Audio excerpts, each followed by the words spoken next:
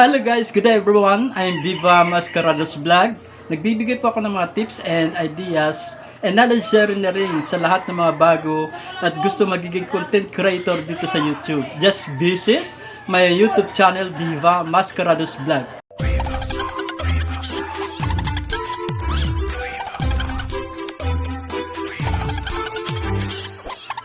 Hello guys, paano nga ba natin makikita ang kita natin sa YouTube araw-araw? Pag ikaw isang content creator vlogger, punta ka lang ng Google, tapos ilagay mo lang YouTube.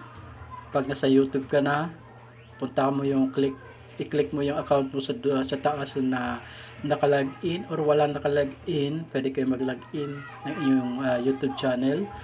Punta kayo sa YouTube Studio. Tapos pag nakapasok na kayo, hanapin nyo ang Analytics. Click nyo Analytics, nakikita nyo kagad yung performance ng channel nyo. Nakikita nyo dito, meron tayong covered in 28 days. Ibig sabihin, 28 days lang po ang kayang ipakita ni Analytics. Meron tayong settings dyan kung gusto nyo iset na 90 days, 180 days, or lifetime, pwede nyo iset. Ngayon punta tayo sa revenue. Pag nakapasok na kayo doon sa revenue, meron ka nakikita na see more sa bandang baba. I-click mo yung see more para makikita mo yung statistic or arrow ng mga revenue mo. Then, i-click mo yung date para makita mo yung araw-araw na pumapasok doon sa revenue. Meron tayong covered in 28 days. Yun lang sabi ko na kaya ipakita ni Analytics. Meron tayong update, pinaka-latest, and then yung pinakababa. 28 days po yung covered.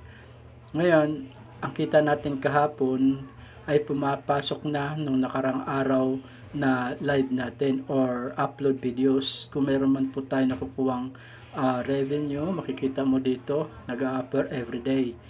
Ayan, pwede mo makikita dyan, mayroon din date na nakalakip dyan. Ngayon, kung gusto nyo naman makikita monthly, yun po yung araw-araw. I-click mo ulit yung revenue, and then scroll down mo lang.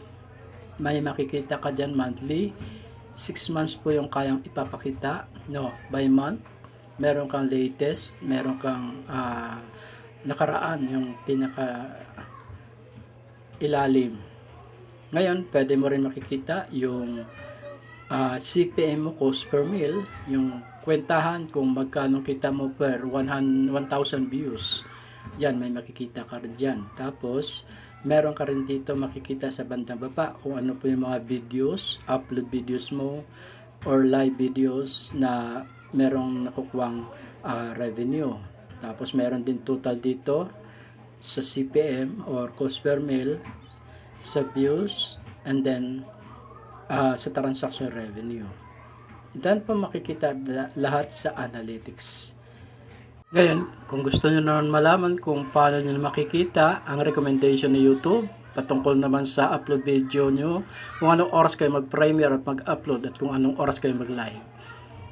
Detalye natin sa sunod na upload na video. Abangan nyo guys. Maraming salamat!